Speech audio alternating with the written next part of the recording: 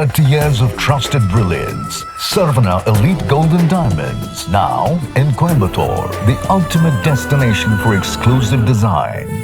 மாண்புமிகு பேரவைத் தலைவர்களே, நல்லதும் மாற்றம்தான், கெட்டதும் மாற்றம்தான். எதிர்பார்த்து வாக்களித்த தமிழ்நாட்டு மக்களுக்கு கிடைத்துள்ளதோ பெருத்த ஏமாற்றம்தான். மொத்தத்தில் முதல் நிதிநிலை அறிக்கை அவை முன்னவர் மாண்பு பேரவைத் தலைவர் அவர்களே, நிதியமைச்சராக இருந்து பணியாற்றியவர். ஒரு அரசு தேர்தல் நேரத்தில் அறிவிக்கின்ற திட்டங்கள் அனைத்தும் 5 ஆண்டு இறுதி வரையிலும் அதற்காக என்னென்ன திட்டங்களை நாம் நிறைவேற்ற வேண்டுமோ அதை நிறைவேற்றுவோம். நீங்கள் சொல்வதைப் போல 3 மாத காலத்தில் ஒரு சரித்திரம் படைக்க இயலாது. நீங்கள் அப்படி சரித்திரம் படைத்தால் நீங்கள் சொல்லுங்கள்.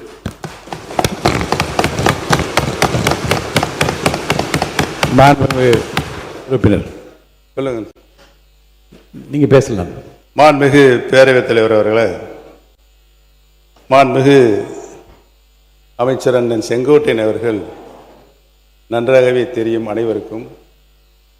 தேர்தல் அறிக்கையில் சொல்லப்பட்ட வாசகங்களை, வாக்குறுதிகளை இந்த அரசு பொறுப்பேற்றிருக்கின்ற புதிய அரசு, முதல் முறையாக பொறுப்பேற்றிருக்கின்ற அரசு தங்களது தேர்தல் அறிக்கையினை தங்களுடைய முன்னோடி திட்டமாக இந்த சட்டமன்றத்தில் கூட அறிவித்திருக்கலாம். அதை கூட அறிவிக்கவில்லை என்பதுதான் எங்களின் வாதமாக இருக்கிறது. தமிழகத்தின் மக்கள் இன்று ஏமாந்து நிற்கின்றார்களே, அவருடைய எண்ணங்களின் வடிவமாக இருக்கிறது என்பதை தெரிவித்துக் கொள்கிறேன். இந்த நிதிநிலை அறிக்கை என்பது முதல் ஏமாற்றம். பேரவைத் தலைவர் அவர்களே, தமிழகமே பாராட்டி கொண்டிருக்கிற ஒரு தூய ஆட்சியை பற்றி ஏமாற்றத்தை உருவாக்குகிற ஆட்சி என்று நீங்கள் குறிப்பிடுவது வேடிக்கையாக இருக்கிறது. நீங்கள் இடம் மாறி இருக்கிறீர்கள், பரவாயில்லை. அதற்காக இவ்வளவு துடிபாட வேண்டிய அவசியம் இல்லை.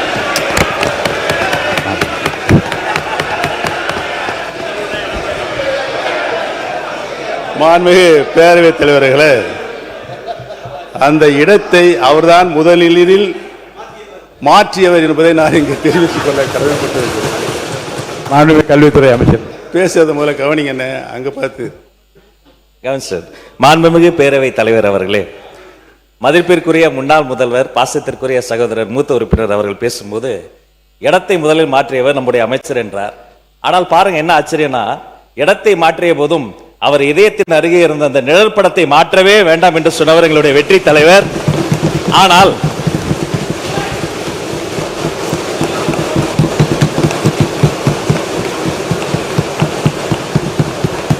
ஆனால் அண்ணனுடைய பாக்கெட்டை பார்க்கிற பொழுது இடமும் மாறி இருக்கிறது, இதயமும் மாறி இருக்கிறதோ என்று தோன்றுகிறது.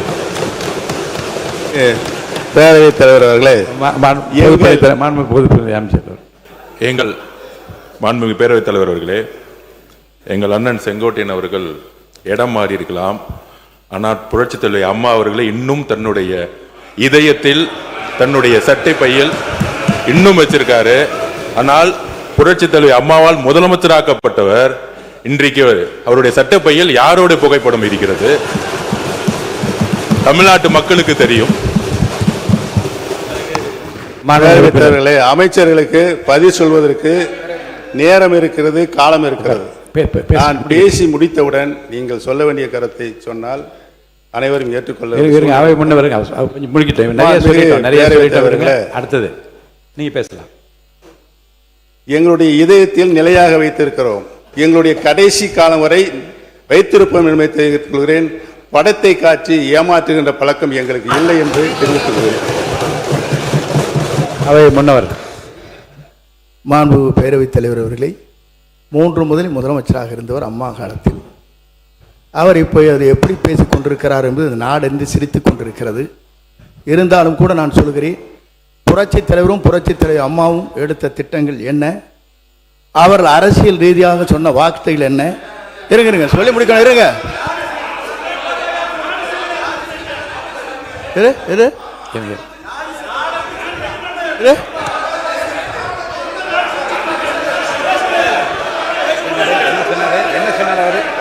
சொல்லி இருங்க, அமைதியா இருங்க.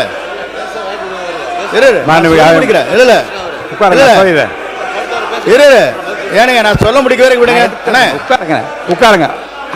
உட்காருங்க, நான் சொல்ல போறேன், முடிவு சொல்ல போறேன். உட்காருங்க. இல்லைங்க, நான் என்ன உட்காருங்க. இருங்க, அவை முன்னவர் உட்காருங்க. உட்காருங்க.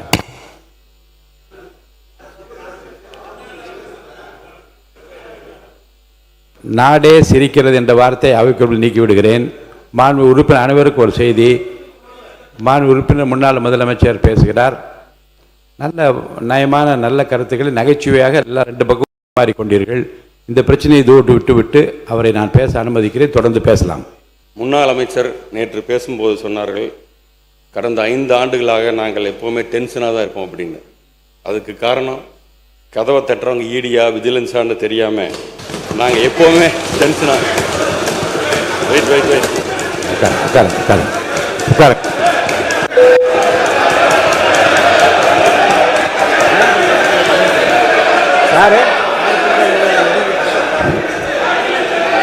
உட்காருங்க.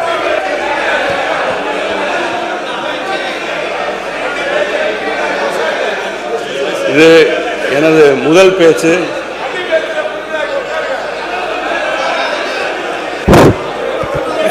மாண்புமிகு பேரவைத் தலைவர் அவர்களே, எதிர்க்கட்சி தோழர்களுக்கு ஒன்று சொல்லுகிறேன். அவர் கன்னி பேச்சு இப்போது பேசுகிறார். சூலூர் சட்டமன்ற உறுப்பினர். அவர் பேச்சில் ஆட்சேபனை இருந்தால் பேரவைத் தலைவர் அவர்கள் அதை ஆய்வுக்குட்படுத்தி பின்னர் பேரவைத் தலைவர் ஒரு நல்ல முடிவை தெரிவிக்க போகிறார். இது உங்களுக்கும் தெரியும். வார்த்தை அவர் இருங்க, உட்காருங்க. அவர் பேசிய அந்த சொற்றொடர் மட்டும் நீக்கப்படுகிறது. தொடர்ந்து பேசுங்க. உட்காருங்க. தொடர்ந்து பேசுங்க. நீக்கியாச்சு. உட்காருங்க. அங்கிருந்து பேசாதீங்க, கை நீட்டி பேசாதீங்க. உட்காருங்க. தயவுசெய்து உட்காருங்க. மாண்பு உறுப்பினர். மாண்புமிகு பேரவைத் தலைவர்களே, இந்த லைவுக்கு முன்னால் அதுக்கு முன்னால் இது மாதிரி பேசினாக்கா பேரவைத் தலைவர்கள் அறைக்கு சென்று டெக்ஸ்டை படிச்சுட்டு எதை நீக்கலாம் எதுன்ற நிலைமைன்றது ஏற்கனவே.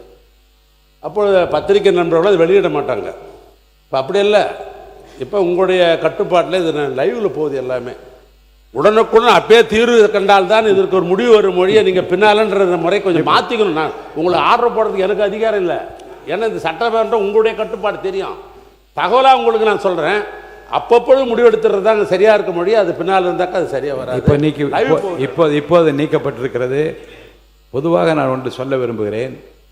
பேச வந்த உறுப்பினர் இந்த பக்கமாக இருந்தாலும் சரி, அந்த பக்கமாக இருந்தாலும் சரி, கண்ணியத்தோடையும் சட்டப்பேரவையில் என்னென்ன வார்த்தைகளை நான் பிரயோகிக்கணும், இந்த வார்த்தைகள் மட்டும் நீங்கள் தேர்ந்தெடுத்து வார்த்தை பிரவார்த்தை மற்றவர்களை புண்படுத்தாமல், என்று அவர்கள் சொன்னபடி இது லைவாக உலகம் முழுவதும் இன்றைக்கு பார்த்து கொண்டிருக்கு. யார் எப்படி என்று நன்கு அறிந்து கொள்ள மக்களும் விரும்புகிறார்கள். அந்த வகையில் அனைத்து உறுப்பினர்களும் அந்த கண்ணியத்தை கடைபிடிக்குமாறு நான் கேட்டுக்கொள்கிறேன். உறுப்பினர் தொடர்ந்து சுகுமார் பேசலாம். எங்களை பார்த்து சொன்னார் அவர், நீங்கள் கூலாக இருக்கீங்க, உட்காந்துருக்கீங்க அப்படின்னாரு. எங்கள் மடியில் கனமில்லை, வழியில் பயமில்லை என்பதற்கேற்ப நாங்கள் மிகவும் கூலாக தான் இருக்கோம்.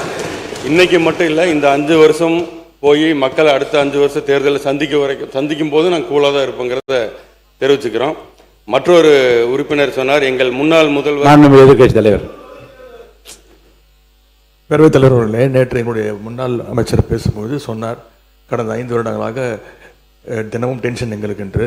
அதை ரிப்ளை செய்யும்போது நம்முடைய நீர்வளத்துறை அமைச்சர்களும் அதே சொல்லியிருக்கிறார். நாங்களும் தினமும் நிம்மதியாக எங்களும் தங்களால் தூங்க முடியலை, தினமும் எங்களுக்கும் நிமிஷம் டென்ஷனாக இருக்கிறோம் என்று அவரும் சொல்லியிருக்கிறார்.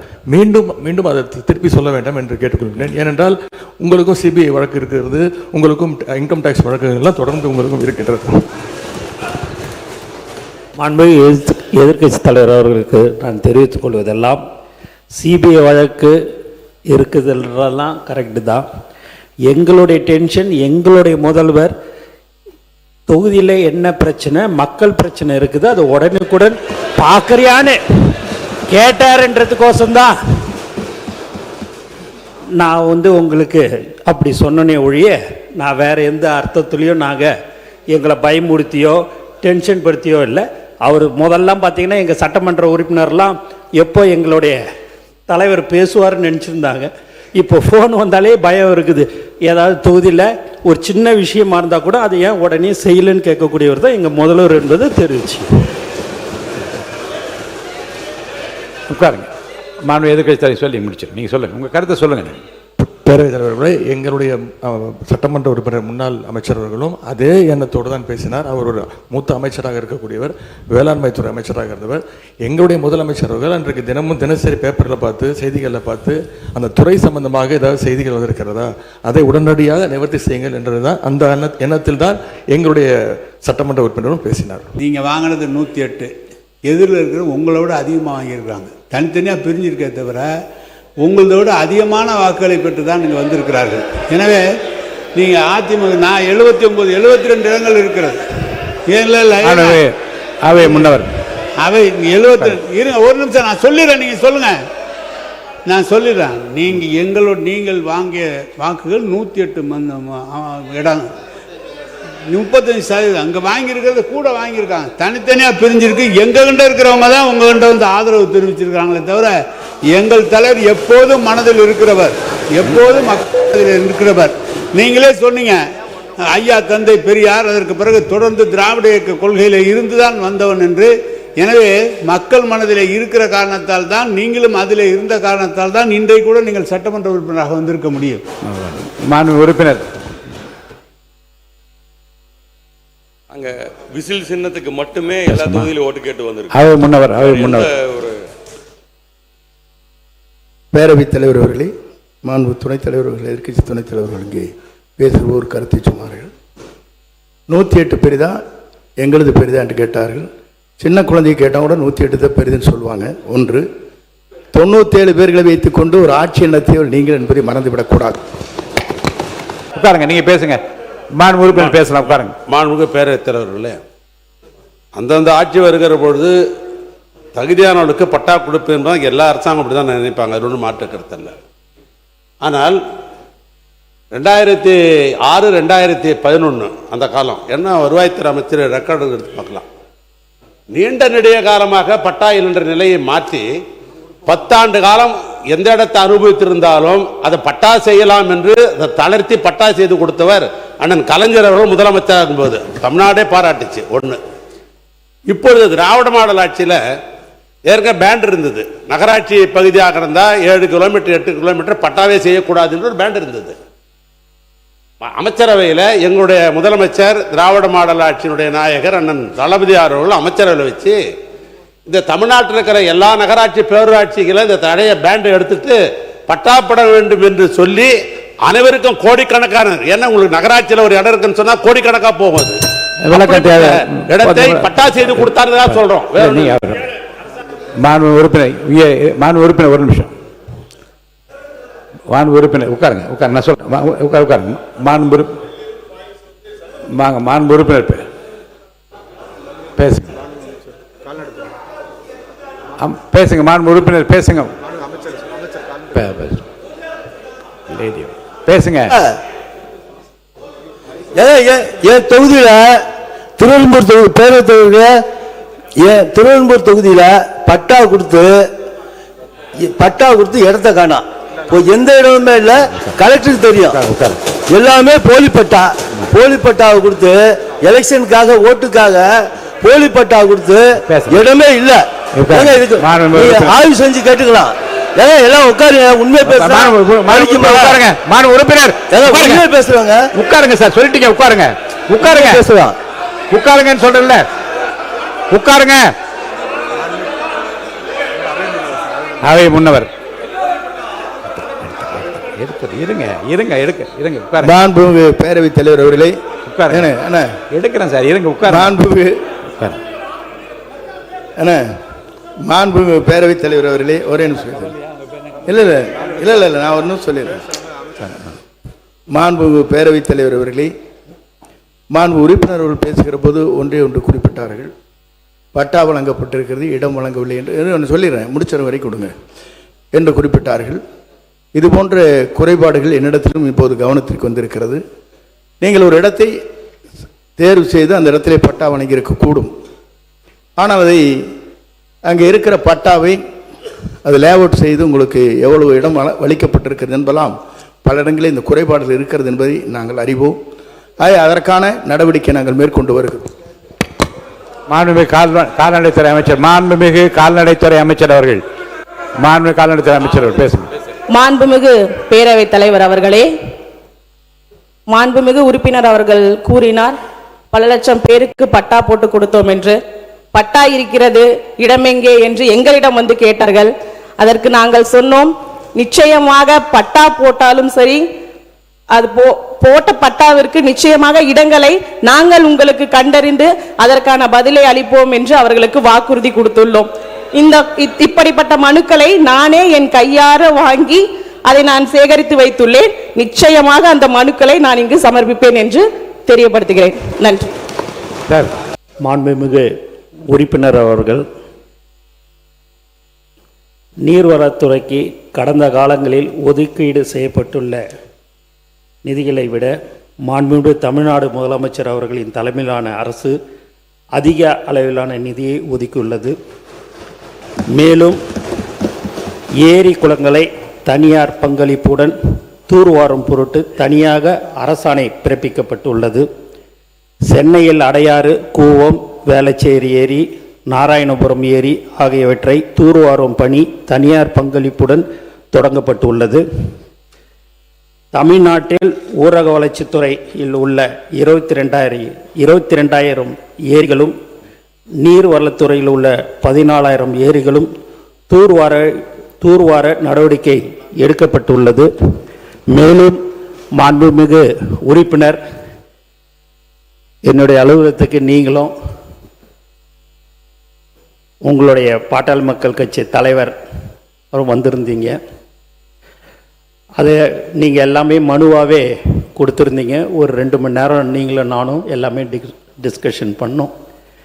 உங்களை பொறுத்த வரைக்கும் தருமபுரி மாவட்டம் எங்களுக்கும் தான் மாவட்டம். கண்டிப்பாக அந்த விவசாயிகளின் உடைய கோரிக்கைகள் அனைத்தும் நிறைவேற்றப்படும்.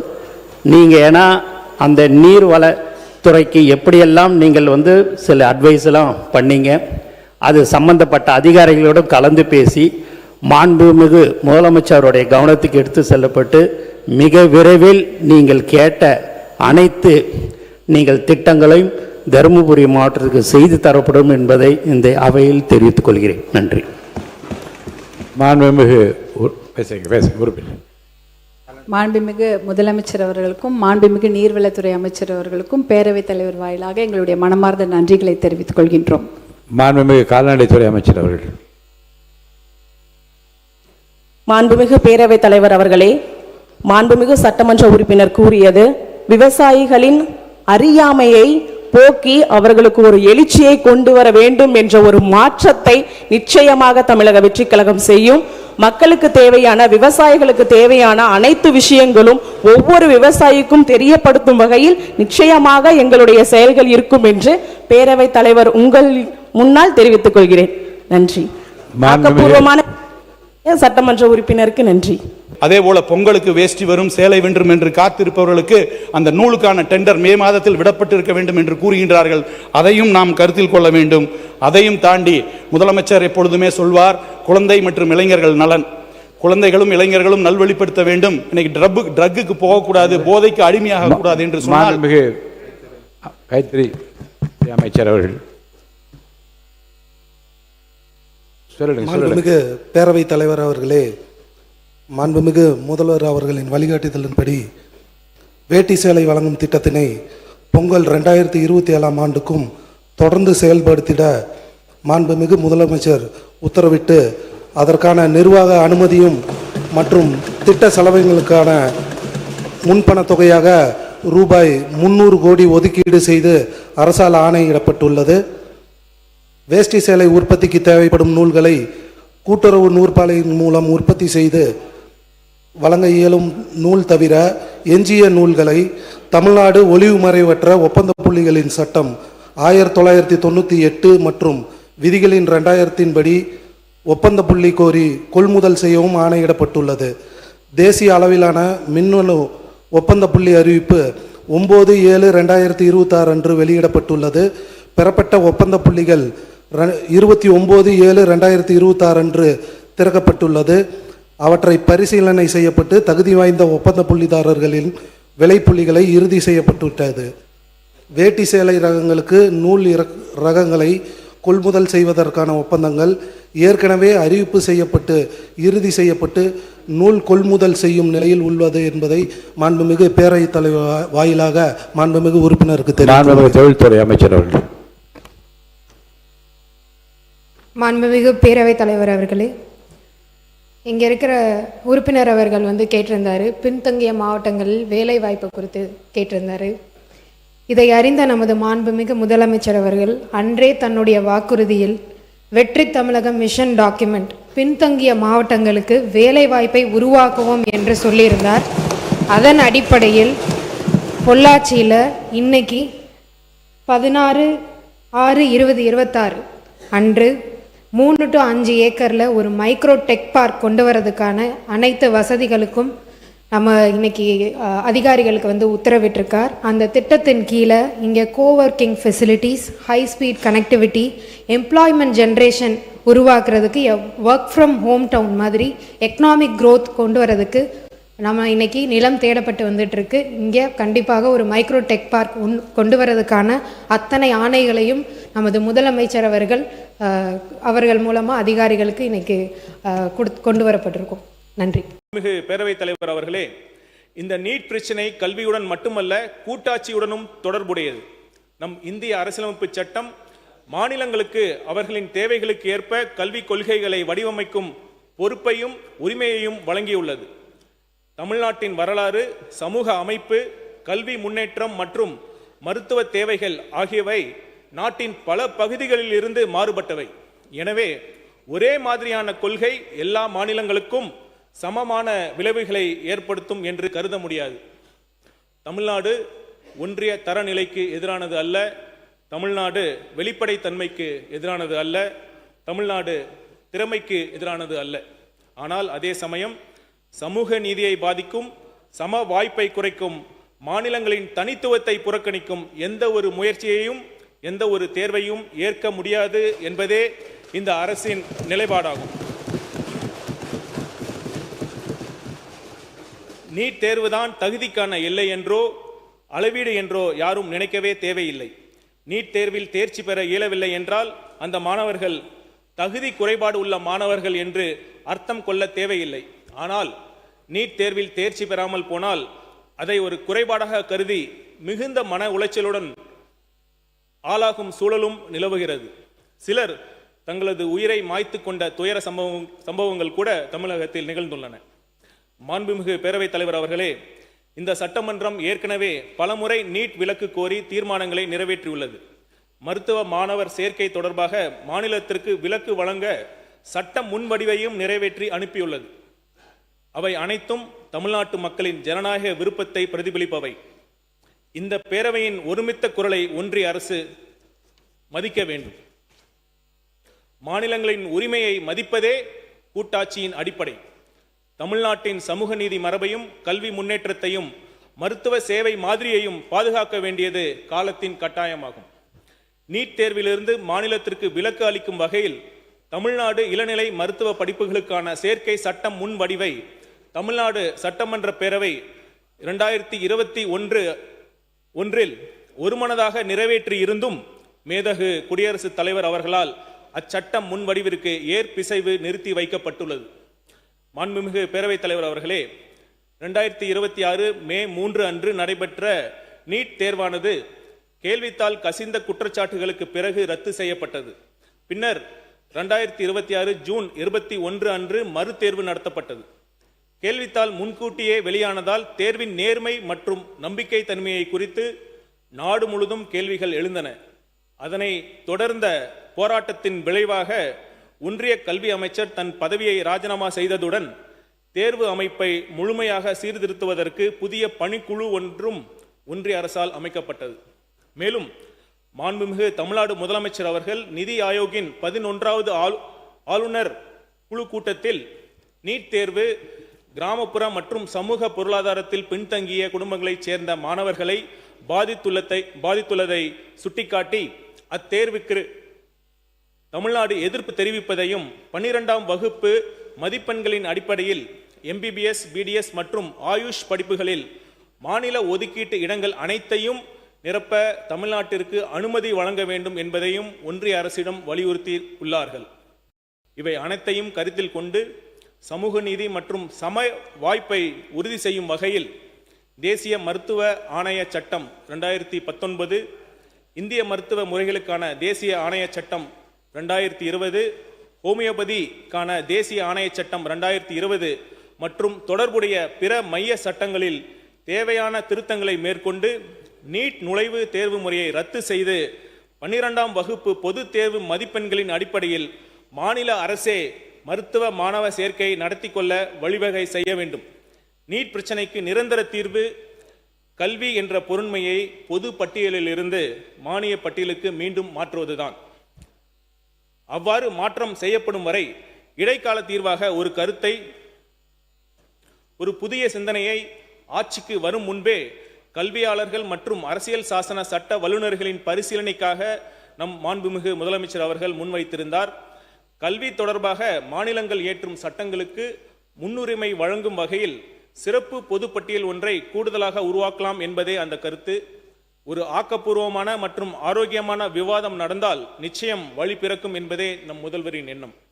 மாண்புமிகு பேரவைத் தலைவர் அவர்களே, இன்று நாம் கொண்டு வரும் தீர்மானத்தின் மூலம் வைக்கப்படும் கோரிக்கை அரசியல் சார்ந்த கோரிக்கை அல்ல. இது தமிழ்நாட்டின் மாணவர்களின் எதிர்காலம் குறித்த கோரிக்கை. இது சமூக நீதி குறித்த கோரிக்கை. இது அரசியலமைப்பின் கூட்டாட்சி தத்துவத்தை பாதுகாக்கும் கோரிக்கை. இது ஒவ்வொரு திறமையான மாணவருக்கும் சமமான வாய்ப்பை வழங்க வேண்டும் என்ற மனிதநேய கோரிக்கை. இதனை அடிப்படையாக கொண்ட தீர்மானத்தை இப்பொழுது நான் முன்மொழிவதில் ஒரு மருத்துவராக, குறிப்பாக நீட் தேர்வு எழுதாமல் மாநில சேர்க்கை முறைப்படி மருத்துவ படிப்பில் சேர்ந்த மருத்துவர் என்ற முறையிலும், ஐஆர்எஸ் பணிக்கு முன் 5.5 ஆண்டுகள் ஒரு கிராமத்தில் அரசு ஆரம்ப சுகாதார நிலையத்தில் மருத்துவராக பணியாற்றவன் என்ற முறையிலும் மிகுந்த பெருமையும் மகிழ்ச்சியும் அடைகிறேன். இந்த தீர்மானத்தை ஒருமனதாக நிறைவேற்றி தர வேண்டும் என அனைத்து சட்டமன்ற உறுப்பினர்களையும் கேட்டுக்கொள்கிறேன். நுழைவுத் தேர்வு முறை, அதாவது நீட், சமூக நீதி, சமத்துவம் மற்றும் மாநிலங்களின் உரிமைகளுக்கு எதிரானது என்று தமிழ்நாடு அரசு தொடர்ந்து வலியுறுத்தி வருகிறது. தமிழ் வழியில் கல்வி பயிலும் மாணவர்கள், கிராமப்புற மற்றும் சமூக பொருளாதாரத்தில் பின்தங்கிய மாணவர்கள் ஆகியோரின் மருத்துவ கல்வி வாய்ப்புகளை இத்தேர்வு முறை பெரிதும் பாதிக்கிறது. நீட் தேர்வானது வரம்பின்றி அதிக அளவில் கட்டணம் வசூலிக்கும் பயிற்சி மையங்கள் பெருகுவதற்கு வழிவகுத்துள்ளது. மாணவர்களின் கவனத்தை பள்ளி பாடத்திட்டத்தை பயில்வதிலிருந்து திசை திருப்பி நீட் பயிற்சியில் மட்டுமே முழு கவனத்தை செலுத்த கட்டாயப்படுத்துகிறது. 12 ஆண்டுகள் பள்ளி கல்வியை புறந்தள்ளி ஒரு நாள் நுழைவு தேர்வே மாணவர்களின் உயர்கல்வியை தீர்மானிக்கும் நிலை ஏற்பட்டுள்ளது. நீட் தேர்விலிருந்து மாநிலத்திற்கு விலக்கு அளிக்கும் வகையில் 2021ஆம் ஆண்டு தமிழ்நாடு இளநிலை மருத்துவ படிப்புகளுக்கான சேர்க்கை சட்ட முன்வடிவை தமிழ்நாடு சட்டமன்ற பேரவை ஒருமனதாக நிறைவேற்றி இருந்தும் மேதகு குடியரசுத் தலைவர் அவர்களால் அச்சட்ட முன்வடிவிற்கு ஏற்பிசைவு நிறுத்தி வைக்கப்பட்டுள்ளது. தொடர் வினாத்தாள் கசிவுகள் மற்றும் முறைகேடுகளால் நீட் இளநிலை 2026 தேர்வு ரத்து செய்யப்பட்டு மறுதேர்வு நடத்தப்பட்ட நிலையில் லட்சக்கணக்கான மாணவர்களுக்கு சொல்லொன்னா துயரமும் இளம் மாணவர்கள் உயிரிழப்பும் ஏற்பட்டு நாடு முழுவதும் உள்ள மாணவர்களின் நம்பிக்கையை இத்தேர்வு முறை முற்றிலும் இழந்துள்ளது.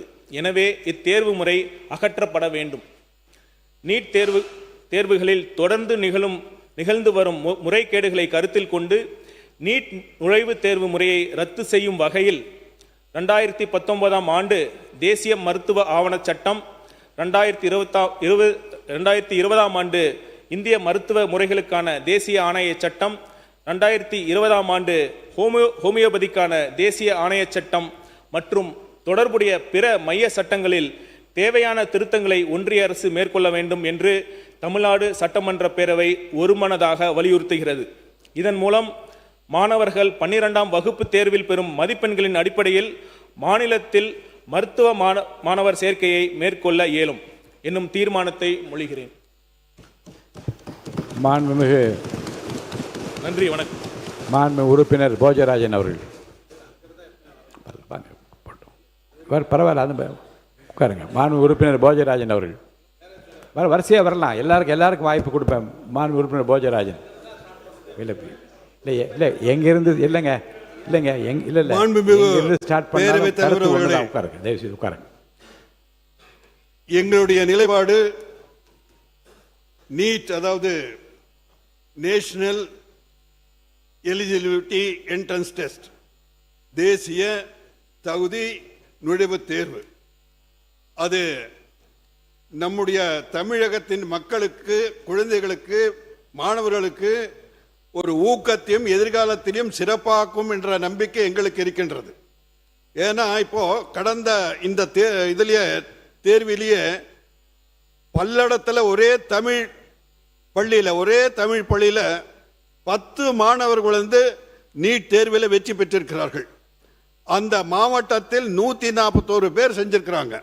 அதனால நம்ம வந்து அவங்களுக்கு இப்போ நீங்க சொல்ற அந்த பயிற்சி முகாம் எல்லாம் சொல்றீங்க, பயிற்சி முகாமை ஏன் அரசு நடத்தக்கூடாது?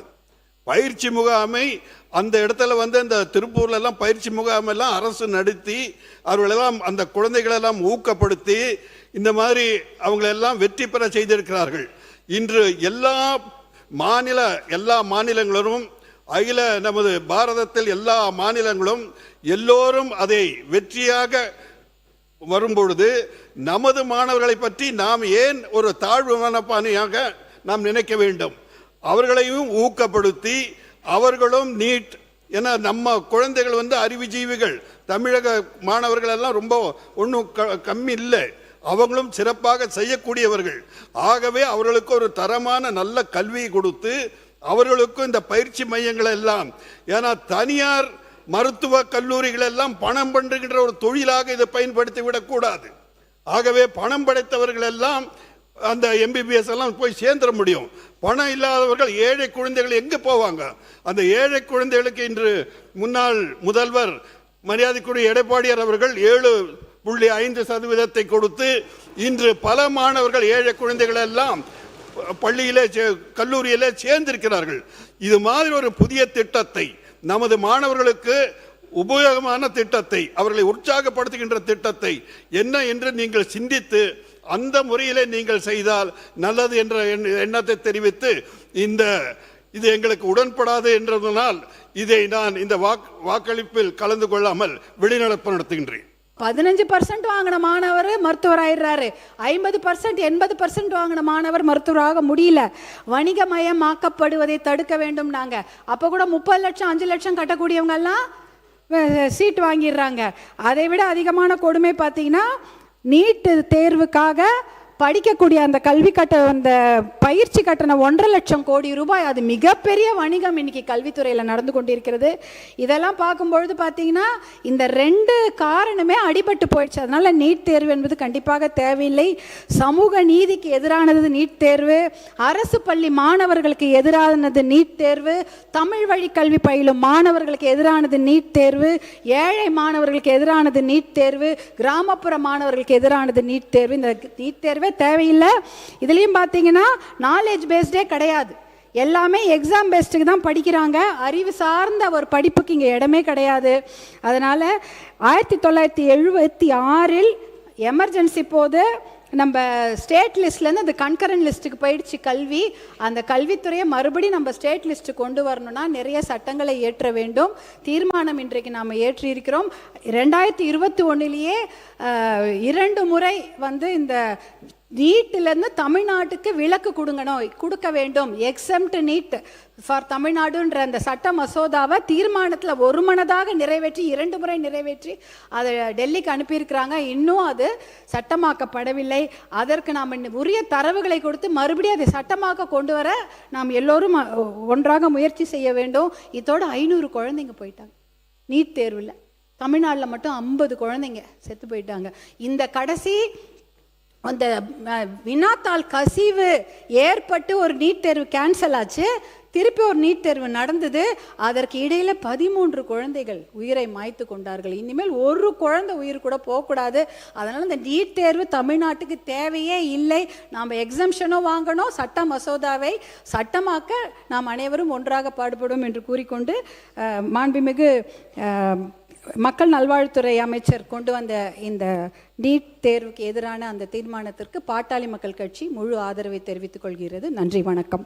நீட் விலக்கு கேட்டு பைக் பேரணி, நீட் விலக்கு கோரி கையெழுத்து இயக்கம், நீட் ஒழிப்பு கருத்தரங்கம் எல்லாம் எங்க எதிர்க்கட்சி தலைவர்களின் முன்னெடுப்புல கலைஞர் இணைய சார்பு நடத்தப்பட்டது. இப்படி நீட்டுக்காக தொடர்ச்சியா நாங்க போராடிக்கிட்டு இருக்கோம்.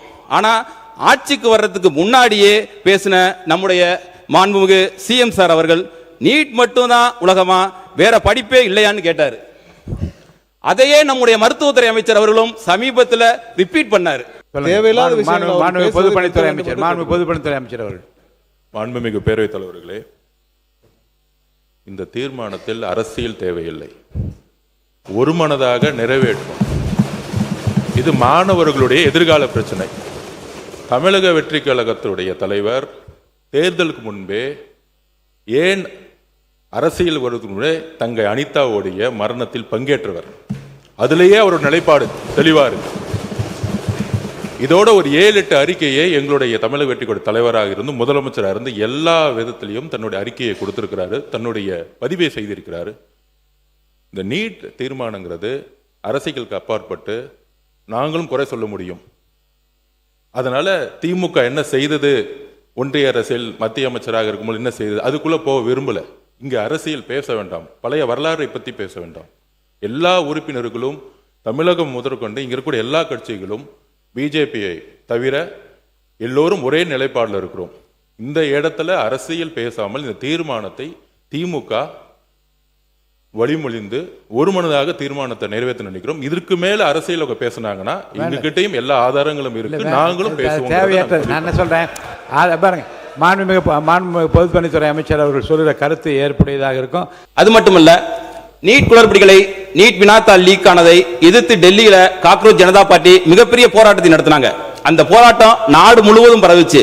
உண்ணாவிரதம் இருந்த சமூக ஆர்வலர் திரு சோனம் வாங்சுக் அவர்களை எங்களுடைய துணை பொதுச் செயலாளர் திரு ராசா அவர்கள் போய் ஆதரவு தந்தாங்க. சிஜேபி போராட்டத்துக்கு எங்களுடைய நாடாளுமன்ற குழு தலைவர் திருமிகு கனிமொழி கருணாநிதி அவர்கள் நேரில் போய் ஆதரவு தந்தாங்க. ஆனா ஏன் தாவேக சார்பில் ஒருத்தர் கூட போகவே இல்லை? தவறான கருத்து சொல்றீங்க. பள்ளிக்கல்வித்துறை அமைச்சர் அவர்கள். மாண்புமிகு பேரவைத் தலைவர் அவர்களே,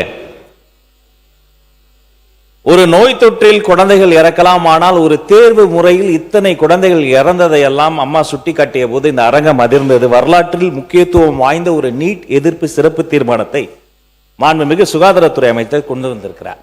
அதை குறித்து பேசிய அண்ணன் அவர்கள் கூட எங்கோ பலனடைந்த ஒரு சில குழந்தைகளை சுட்டி காண்பித்தார். ஆனால் பலனடைகிற ஒரு சில குழந்தைகளை விட பாதிக்கப்படுகிற பல லட்சம் அரசு பள்ளி குழந்தைகளினுடைய நலனை கருத்தில் கொண்டுதான் இந்த வரலாற்று சிறப்புமிக்க நீட் எதிர்ப்பு தீர்மானம் கொண்டு வரப்பட்டிருக்கு. பெருந்தன்மையோடு இத்தனை அவதூறுகளையும் தாண்டி மதிப்பிற்குரிய மாண்புமிகு பொதுப்பணித்துறை அமைச்சர் சொல்கிறார், அரசியலை வைத்து இதில் பேச வேண்டாம், ஆக்கப்பூர்வமாக பேச வேண்டும் என்று சொல்லின பிறகும் கூட தொடர்ச்சியாக மாண்புமிகு உறுப்பினர் அவர்கள் அவதூறுகளை அள்ளி வீசுகிறார். நான் சொல்லிக் கொள்கிறேன், அரசியலில் அரியணை ஏறுவதற்கு முன்பே அருமை தங்கை இந்த நீட்டுக்கு எதிரான போரில் முதல் விதையாக விழுந்த அனிதாவின் வீட்டில் தரையில் அமர்ந்த மனிதர் என்னுடைய மாண்புமிகு முதல்வர். அனிதாவின் உடன் பிறந்த அண்ணன், உடன் பிறந்த சகோதரன், அனிதா வாங்கிய அந்த +2 மதிப்பெண்ணை டி-ஷர்ட்டில் போட்டு அலைந்த மாமனிதன், மணிரத்னம் மட்டுமல்ல உடன்பிறவாத அண்ணனாக நின்று கொண்டிருந்தவர் என்னுடைய மாண்புமிகு முதல்வர். மதிப்பிற்குரிய பொது உடைமை தோழர்களினுடைய தமிழ்நாட்டு அரசியலுக்கு பாலபாடம் எடுக்கக்கூடிய பால நிலத்தில் அந்த போராட்டம் நடைபெற்ற போது அந்த போராட்ட களத்திலே போராடிய அப்பாவி மாணவர்களினுடைய புகழை திருடக்கூடிய ஒரு கூட்டத்தின் மத்தியிலும் கூட என்னை அனுப்பி அந்த போராட்டக்காரர்களை பார்க்க சொல்லவர் என்னுடைய மாண்புமிகு முதல்வர். மேலும் அருமை உறுப்பினர் தமீமுன் அன்சாரி அவர்கள் குறிப்பிட்டதை போல அந்த பட்டினி போராட்டத்தை எடுத்த என்னுடைய தோழர்கள் புளியந்தோப்பு மோகன் உள்ளிட்ட அத்தனை பேரையுமே நான் மதிப்பிற்குரிய சுகாதாரத்துறை அமைச்சர் எனது அருமை தம்பி கொரடா, வாரிய தலைவர் அருமை தம்பி லயலாமணி பல முறை நேரில் சென்று பார்த்து போராடக்கூடியவர்களை சுற்றி இருக்கக்கூடியவர்களுக்கும் தேவைப்படக்கூடிய தண்ணீர் உள்ளிட்ட அனைத்து உதவிகளையும் செய்கிறோம் என்று சொன்னால் சென்றவர்கள் நாங்கள், எங்களை செல்ல சொன்ன மாமனிதர் மாண்புமிகு தமிழ்நாடு முதலமைச்சர். எனவே தயவு கூர்ந்து உங்கள் அரசியலை அப்பால் வைத்துவிட்டு இந்த வரலாற்று முக்கியத்துவம் வாய்ந்த இந்த தீர்மானத்தை வழிமொழிந்து இந்த மாமன்றத்தில் அனைவரும் ஒருமனதாக நிறைவேற்ற வேண்டும் என்று உங்கள் மூலமாக கேட்டுக்கொள்கிறேன். அதே போல அரசு போக்குவரத்து கழகம், அதுல 6 ஆண்டுகள் என்பதை 9 ஆண்டுகளாக உயர்த்தினாங்க. 6 ஆண்டுகள் அதிமுக இருக்கிறத 7 லட்சம் கிலோமீட்டர் வரைக்கும் இயக்கலாம். கடந்த கால ஆட்சியில் அதை 9 ஆண்டுகளாக உயர்த்தி 12 லட்சம் கிலோமீட்டராக அந்த பேருந்து இயக்கப்படும் சொன்னாங்க. அப்போ ஏற்கனவே இதெல்லாம் ஓடியாச்சு. அதாவது 7 லட்சம் கிலோமீட்டர் ஓடினாவே அது கண்டமாக்கிடணும். அதுக்கு மேலே 12 லட்சம் கிலோமீட்டர் ஓடியாச்சு. அப்படி ஓடுற பேருந்து தான் இப்போ இயக்கிட்டு இருக்கிறீங்க. நீங்கள்லாம் சொல்லி 5 வருஷம் ஆனாலும் அனைத்து பேருந்துகளையும் மாற்றி அமைக்கவே முடியாது. கடந்த காலத்தில் 5 ஆண்டு காலம் கடந்த ஆட்சியில் ஒவ்வொரு போக்குவரத்து மானிய கோரிக்கை வரும்போதும் 5000 பேருந்து வாங்குகிறோம், 5000 பேருந்து வாங்கி கடைசியில் 5 ஆண்டுகளில் 7000 பேருந்து தான் வாங்க முடிஞ்சுது. அதனால் இன்றைக்கு அரசின் சார்பாக சுமார் 20,000 பேருந்துகள் இன்றைய தினம் இயக்கப்பட்டு வருகின்றன. அந்த 20,000 பேருந்துகளை நீ ஏசி பேருந்து மாற்றி அமைப்பது 100% இயலாத காரியம் என்பதை உறுதிப்பட தெரிவிக்கிறேன். இதை நான் சொல்வது யாரும் கோச்சுக்கணும். இந்த ஆட்சியில் ஒரு கட்சியில் வெற்றி பெறாங்க, வெற்றி பெற்ற பிறகு உடனே ராஜினாமா பண்ணுறாங்க, உடனே வேறு கட்சியில் சேர்க்குறாங்க. இது என்னென்னு சொல்கிறது? குதிரை பேரம் சொல்ல முடியும். இப்படிப்பட்டதெல்லாம் தவிர்க்க வேண்டும் என்று பொதுப்பணித்துறை அமைச்சர் அவர்கள். அன்புமிகு பேரவைத் தலைவர் அவர்களே, குதிரை பேரம் அப்படிங்கிற வார்த்தையை அவையிலிருந்து நீக்கணுங்கிறத கேட்டுக்கிறோம். 2017 புரட்சித் தலைவி அம்மாவுடைய ஆட்சிக்கு எங்களுக்கும் உடன்பாடு உண்டு. 2017க்கு அப்புறம் வந்த உங்களுடைய ஆட்சிக்கும் எங்களுக்கும் உடன்பாடு இல்லை. அது ஏனென்றால் உண்மையான அதிமுக கிடையாது, அது அம்மாவுடைய அதிமுக கிடையாது. நீங்க சொல்லும்போது உட்காருங்க. குதிரை பேரம்னு சொல்றதுக்கு நான் விளக்கம் கொடுக்கணும். அம்மாவோட அதிமுக இருக்கிற வரைக்கும் நீட் கொண்டு வரப்படவில்லை, ஜிஎஸ்டி கொண்டு வரப்படவில்லை, சிஏஏ கொண்டப்படவில்லை,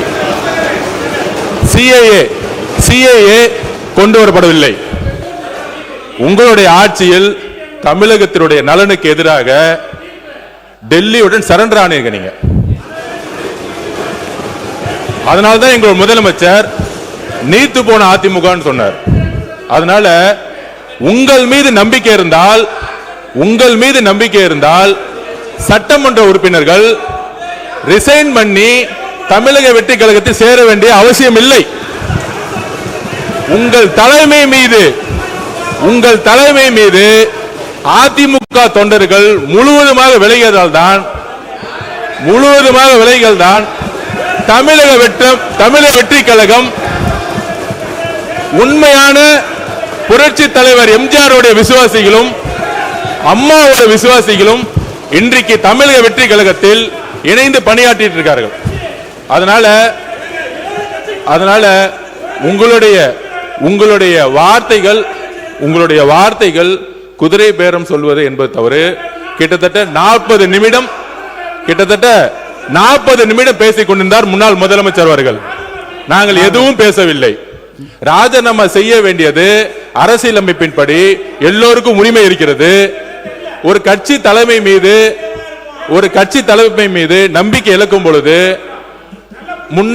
முன்னாள் அமைச்சர்களும் சரி எம்எல்ஏக்கும் சரி விலகி மாற்று கட்சிக்கு சேருவது இயல்பு. அதனால் அவையில் தேவையில்லாமல் சில வார்த்தைகளை சொல்லக்கூடாது எங்களுடைய தாழ்மையான வேண்டுகோள். உட்காருங்க. நீங்க 2 பேரும் சேர்ந்து பேசுறது எனக்கு தெரியும். அமைதியா உட்காருங்க.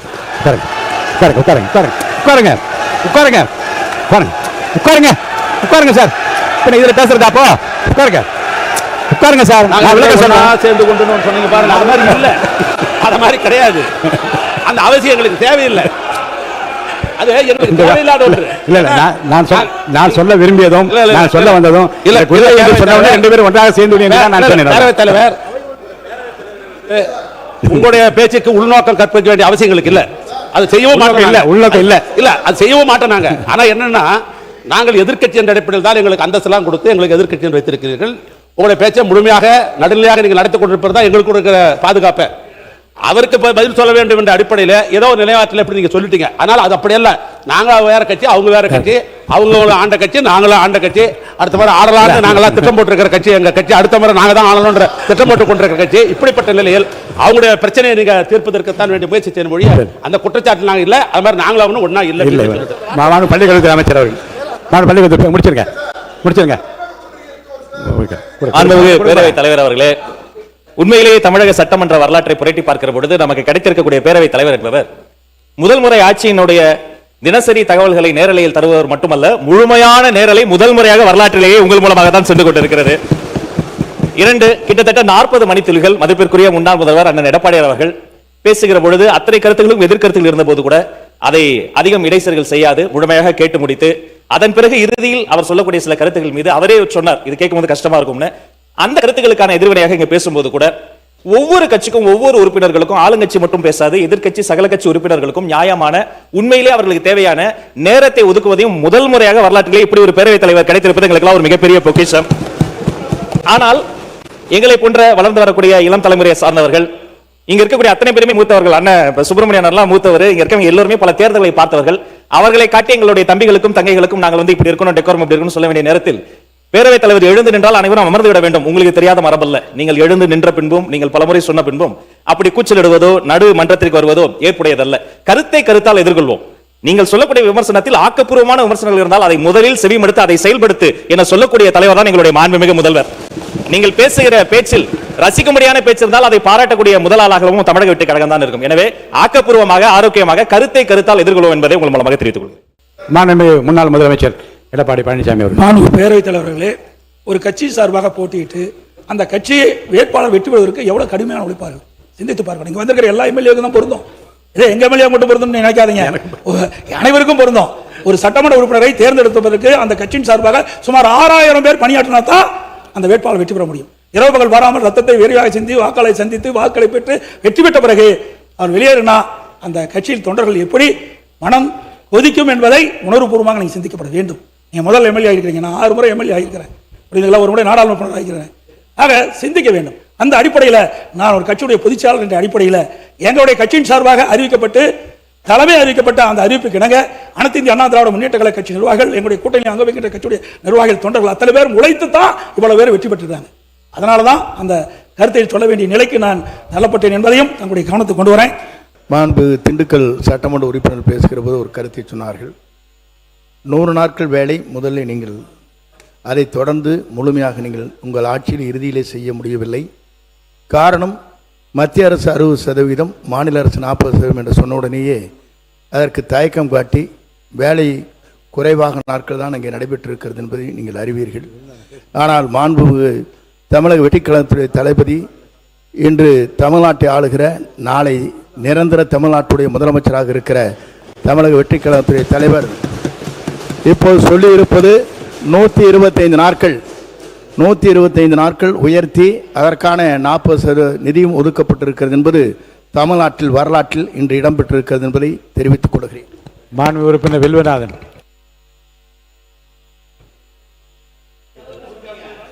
மாண்புமிகு பேரவைத் தலைவர் அவர்களே, உறுப்பினர் அவர்கள் பேசும்போது கடந்த ஆட்சியில் புறக்கணிக்கப்பட்ட மக்களுக்கு வீட்டுமனை பட்டா வழங்க வேண்டும் என்று கோரியிருக்கிறார். ஆனால் வேண்டுமென்றே அது புறக்கணிக்கப்பட்டதாக பொருள்படுகிறது. விடுபட்ட என்று சொல்லியிருந்தால் நன்றாக இருக்கும். எனவே அந்த வார்த்தையை நீக்குமாறு கேட்டுக்கொள். விடுபட்டவர்கள் என்று மாற்றிக்கொள்ளலாம், அவன் தவறில்லை. எல்லாருக்கும் எல்லாம் கிடைக்க வேண்டும், அதுதான் அவருடைய நோக்கமாக இருக்கிறது. வார்த்தையை மாற்றிக்கொள்ளலாம். நம்முடைய மாண்புமிகு முதலமைச்சர் நடித்த சிவகாசி திரைப்படத்தை பார்த்தேன். இன்றைக்கு நாட்டின் வளர்ச்சி என்பது அந்த நாட்டுடைய உயர்ந்து நிற்கின்ற கட்டடங்களுடைய அளவீடு அல்ல, அந்த கட்டடங்களை கட்டிய தொழிலாளருடைய சமூக பொருளாதார அளவீடு தான். அதான் உலக மாமேதை காரல் மார்க்ஸ் குறிப்பிட்டார். 40 கோடி மக்களிடம் இருக்க வேண்டிய செல்வங்கள் எல்லாம் 4 பேரிடம் கொட்டி குவிக்கிறது. இதுதான் மனித சுரண்டல், உழைப்பு சுரண்டல் என்றார். அதை தான் நம்முடைய முதலமைச்சர் கூட சிவகாசி படத்தில் சொல்லியிருக்காரு, எவ்வாறெல்லாம் பெண்கள், குழந்தைகள், தொழிலாளர்கள் சுரண்டப்படுகிறார்கள் சொல்லி. அந்த படத்தில் நானும் பார்த்தேன். ஒரே ஆரவாரம், ஒரே விசில் சத்தம். ஏன்னா நம்முடைய முதலமைச்சர் ஒரு பட்டறை தொழிலாளியாக அந்த உழைப்பு சுரண்டலை தட்டி கேட்கிறாரு. விவசாயிகள் கத்தி படத்தில் விவசாயிகளுக்காக நம்முடைய முதலமைச்சர் குரல் கொடுத்திருக்காரு. எவ்வாறெல்லாம் கார்ப்பரேட் நிறுவனங்கள் விவசாயிகளுடைய நிலங்களை கபாரிகளம் செய்கிறது. அதே மாதிரி குடிநீர் பிரச்சனை, அதே மாதிரி விவசாயத்துக்கு தண்ணீர் பிரச்சனை, விவசாயிகளுக்கு விளைகின்ற விளைபொருட்களுக்கு கட்டுமான விலை கிடைக்கிறதில்ல, கடன் வாங்கி கடனை கட்ட முடியாமல் விவசாயிகள் தற்கொலை பண்ணுகிறாங்க. அதுக்காக கோல் கொடுத்த நம்முடைய முதலமைச்சர் நாங்கள் ஆட்சிக்கு வந்தால் விவசாயிகள் வாங்கிய கடனை சிறு விவசாயிகளுக்கு 50%, குறு விவசாயிகளுக்கு அதே போல பெரிய விவசாயிகளுக்கு 50% கடனை தள்ளுபடி செய்கிறேன், இது வாக்குறுதி உறுதிமொழின்னு சொன்னார். ஆனால் இன்றைக்கு கடனை தள்ளுபடி பண்ணியிருக்கீங்க. அந்த கடன் ஓரளவுக்கு தான் திருப்திகரமாக விவசாயிகள் இருக்கு. நம்முடைய விவசாய சங்கங்கள் கூட நம்முடைய அமைச்சர் பெருமக்கெல்லாம் சந்தித்து கோரிக்கை வச்சிருக்காங்க. ஆகவே இந்த கூட்டத்தொடர் முடிவதற்குள் விவசாயிகள் எல்லாம் திருப்தி அடையும் வகையிலே முதலமைச்சர் அறிவித்தவாறு அந்த கடனை தள்ளுபடி செய்ய வேண்டும் என்று விவசாய பெருங்குடி மக்களின் சார்பாக இந்த அரசை நான் கேட்டுக்கொள்கிறேன். ஆனால் இந்த விபிஜி ராம்ஜி திட்டத்தில் ஒன்றிய அரசு தான் எந்த பணிகள் என்பதை தீர்மானிக்கும். எனவே இதை தெளிவுபடுத்துமாறு கேட்டுக்கொள்கிறேன். மாண்புமிகு நீர்வளத்துறை மாண்பு பேரவைத் தலைவர் அவர்களே, ஒன்றிய அரசுலாம் இங்கே தீர்மானிக்கலாம் முடியாது. தமிழ்நாட்டில் நாங்கள் என்ன சொல்கிறோமோ அதுதான் மக்களுக்கு, ஏழை மக்களுக்கு கண்டிப்பாக அந்த வேலை வாய்ப்பு வழங்கப்படும். அவங்க அந்த திட்டத்தை அதை ஒரு சட்டமாக போட்டுட்டாங்க. அதனால் நமக்கு அந்த 60-40% போது உடனடியாக எங்களுடைய முதலமைச்சர் அவர்கள் அதற்கு உடனடியாக அதுக்கு பணம் ஒதுக்கீடு செய்துட்டாரு. அதனால் கண்டிப்பாக இத்திட்டங்கள் கண்டிப்பாக செயல்படுத்தப்படும். மாண்பு உறுப்பினர் கணேஷ்குமார் அவர்கள், நீங்கள் நிறைய பேசிட்டீங்க. மாண்பு கணேஷ்குமார் தலைவர்களே, மாண்புமிகு அண்ணன் அவர்கள் அமைச்சர் சொல்றது போல இப்போ எல்லாம் ஆன்லைன்ல ஆக்கிட்டாங்க. அந்த இடத்தை தேர்வு செய்வது கூட எந்த இடத்துல இருந்து அவங்க ஜிபிஎஸ்ல தேர்வு செய்யும் பொழுது தான் ஆன்லைன்ல மத்திய அரசாங்கம் தான் அதற்கான அப்ரூவல் கொடுக்கறதுனால வேலை துவங்குவதிலேயே காலதாமதம் கிராமப்புறங்களில் நடந்து கொண்டு இருக்கிறது. அந்த திட்டத்தின் பேரே 100 நாள் வேலை உறுதி திட்டம் தான். அப்ப 100 நாள் வேலை என்பது கொடுத்துட்டு தான் இருக்கணும். 125 நாள் என்பது கட்டாயம் கொடுக்க வேண்டியது. அந்த 125 நாள் வேலை திட்டத்தை மாண்புமிகு அமைச்சர் அவர்கள் சொல்வது போல் 150 நாட்களாக கட்டாயமாக அனைவருக்கும் கொடுப்பதற்கு, ஏன்னா 100 நாள் 125 நாள் முடிச்சவங்களுக்கு 25 நாள் சேர்த்து கொடுக்குறோம்னு சொல்றோம். 125 நாள் உறுதியை நம்ம கொடுக்கணும். அது கூட சேர்த்து அந்த 25 நாளும் கொடுப்பதற்கான வழிமுறை அமைச்சர் செய்து தருமாறு அன்போடு கேட்டு. மாண்பு நீர்வளத்துறை அமைச்சர் அவர்கள். மாண்பு உறுப்பினர்கள் சொன்னது போல மாண்பு முதலமைச்சர்கிட்ட கலந்து பேசி அதுக்குண்டான ஏற்பாடுகள் செய்வோம். மாண்புமிகு பேரவைத் தலைவர்களே, மாண்புமிகு ஊரக வளர்ச்சித்துறை அமைச்சருடைய கவனத்திற்கு தற்பொழுது தமிழக அரசினுடைய வழிகாட்டுதலின்படி கிராமங்களிலே 125 நாள் வேலைகளுக்கு புதிய குளம் வெட்டுகின்ற பணிகள் மட்டுமே மேற்கொள்ளப்படுகிறது. சில இடங்களில், சில ஊராட்சிகளில் குளம் வெட்டுவதற்கான இடம் இல்லை என்ற காரணத்தினால் அந்த பணி துவக்கப்படுவது காலதாமதம் ஆகிறது. எனவே மாற்று பணியாக மக்கள் விரும்புகின்ற சாலை பணிகள் அமைத்தல், நெற்களங்கள் அமைத்தல் போன்ற பணிகளை மேற்கொள்ளவும், கூடுதல் பள்ளி கட்டிடங்கள் கட்டுவது போன்ற பணிகளுக்கும் இந்த அரசு உரிய அனுமதி வழங்குமா என்பதை கேட்டு அமர்கிறேன். மாண்பு நீர்வளத்துறை அமைச்சர் அவர்கள். பரிசீலிக்கப்படும். மாண்பு பேரவைத் தலைவர் அவர்களே, பரிசீலிக்கப்படும். Sarvana Elite Gold and Diamonds, the ultimate destination for exclusive designs.